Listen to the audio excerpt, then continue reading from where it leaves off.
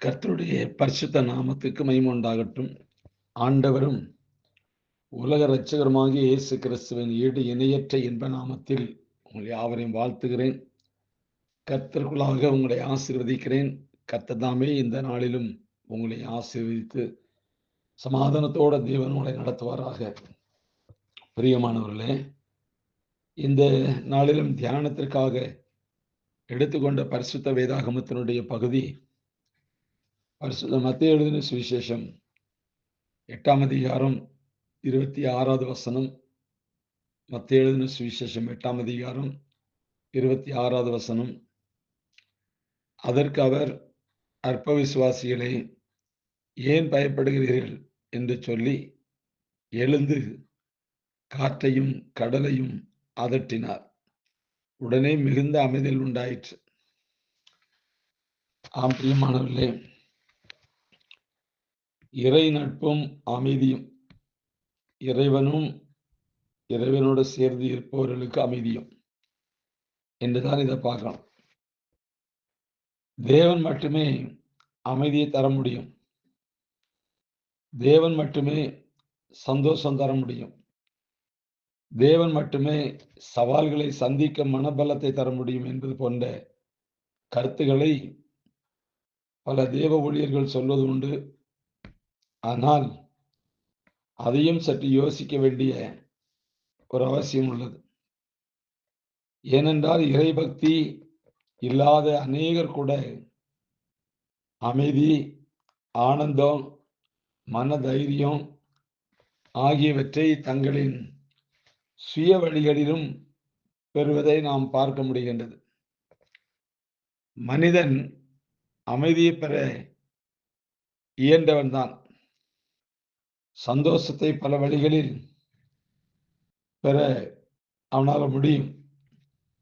தன்னைத்தானே சவால்களை எதிர்கொள்ளும்படி பலப்படுத்திக் கொள்ள அவனால் முடியும்.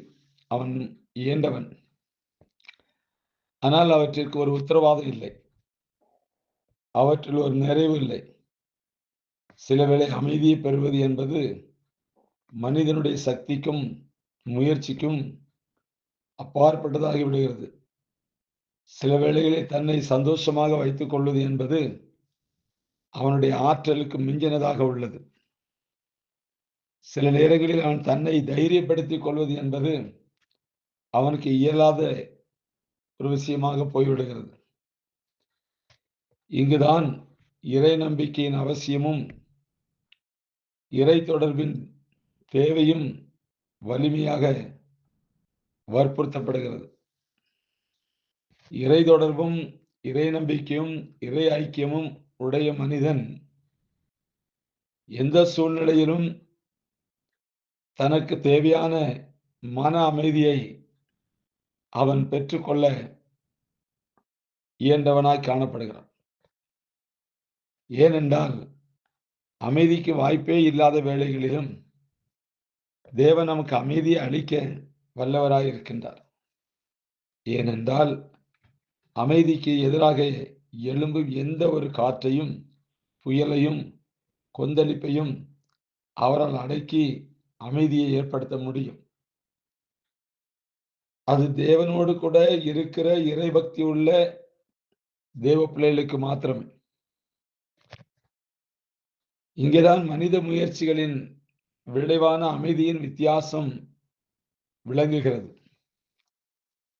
சந்தோஷத்திற்கு வாய்ப்பில்லாத வேளைகளில் வாழ்வில் நாம் சந்திக்க நேரிடும் மலை போல அசையாமல் இருந்த இறுதியும் கூட சில சூழ்நிலைகளில் நாணலை போல அங்குமிங்குமாய் அலசடிப்பட நேரிடும். ஆனால் அதுபோன்ற சூழ்நிலைகளிலும் அமைதியையும் ஆனந்தத்தையும் இறை நட்பும் இறை ஆளுகையும் கொண்டு தரும். அதுபோல பலத்தினாலோ பராக்கிரத்தினாலோ அல்ல, தேவ ஆவியினால் அந்த ஆற்றல் நமக்கு வந்து கிடைக்கின்றது. பிரியமானவர்களே, மனிதனுடைய வாழ்க்கையில ஒரு அமைதி வேணும். ஒரு அமைதியான வாழ்க்கை வேணும். உலகத்துல இருக்கிற எல்லாரும் அதை தேடுவது உண்மைதான். ஆனா, ஒரு அமைதியான வாழ்க்கைக்கு நமக்கு இறை நம்பிக்கை வேணும். இறைவனோடு நமக்கு ஒரு உறவு வேணும். இறைவனோடு இருப்பது மிகவும் நல்லது. இறை பக்தியோடு இருப்பது நல்லது. இறைவனுக்காக எதையாகிலும் செய்வது நல்லது.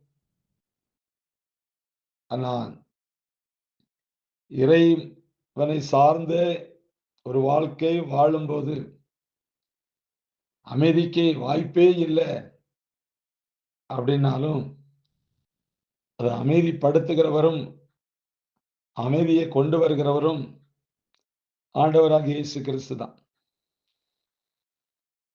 இயேசு கிறிஸ்துவினுடைய சீசர்கள் இயேசுவை படகில ஏற்றிக்கொண்டு பிரயாணம் செய்யும்போது, பாதி வழியில அதுவரைக்கும் ஒரு பிரச்சனை இல்ல.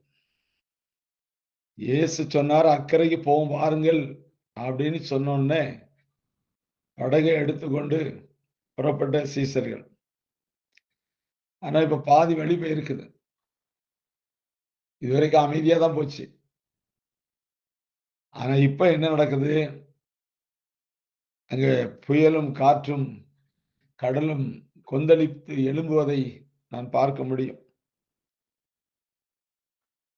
அப்ப விசுவாசம் சார்ந்த ஒரு வாழ்க்கை.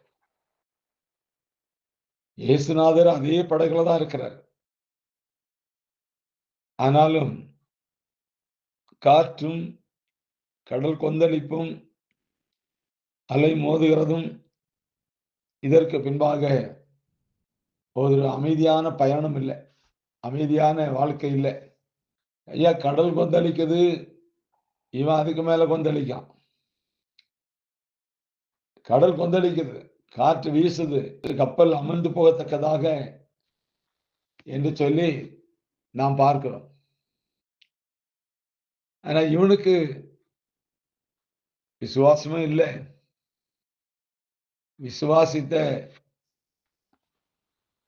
விசுவாசித்ததற்கு எந்த அடையாளமும் இல்ல. இவனும் கொந்தளிக்க ஆரம்பிச்சிட்டான். அவர் எழுப்புறான். ஐயரே நாங்கள் மடிந்து போகிறது நமக்கு கவலை இல்லையா? அநேக கர்த்தருடைய பிள்ளைகளுடைய வாழ்க்கையில நாங்க தேவ பிள்ளைகள் என்று சொல்வது உண்மை. ஆனா தேவனோடு இருந்ததுக்கு அடையாளமே இருக்காது. தேவன் அவர்களோடு கூட இருக்கிறதுக்கும் ஒரு அடையாளம் இருக்காது. விசுவாசம் இல்லாத விசுவாசி, தேவனை சார்ந்து இல்லாத விசுவாசி,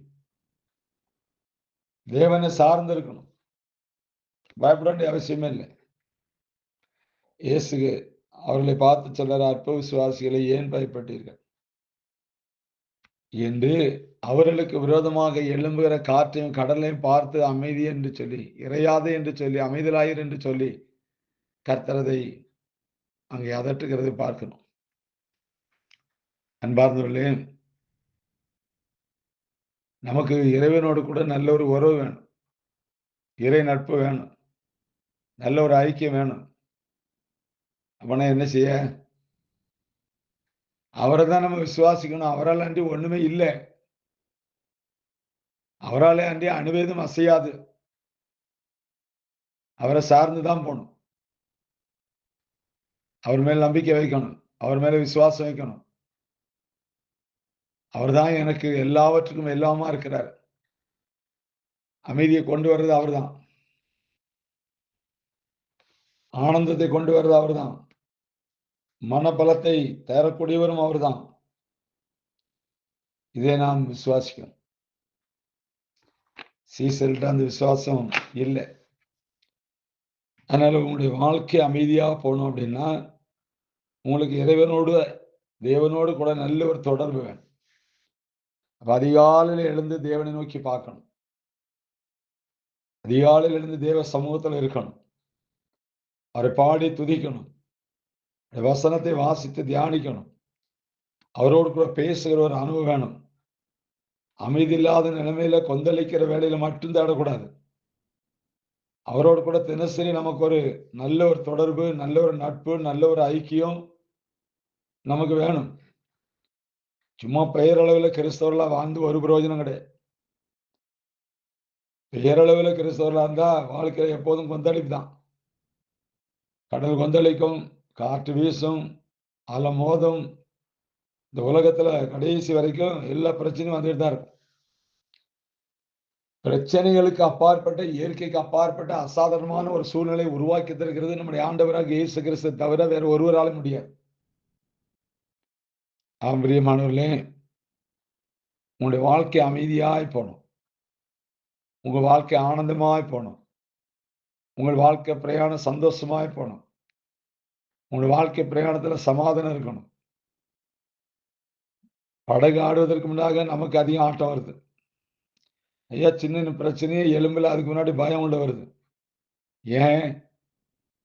விசுவாசம் இல்ல, தேவன் மேல நம்பிக்கை இல்ல.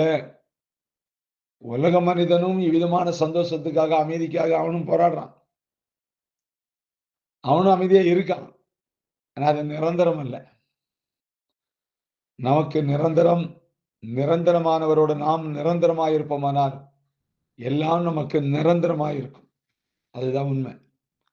அதனால கர்த்தருடைய பிள்ளைகள், உங்களுடைய வாழ்க்கையில ஒரு அமைதி வேணும்னு விரும்பினா, தேவனோடு கூட அதிகம் உறவு வையுங்கள்.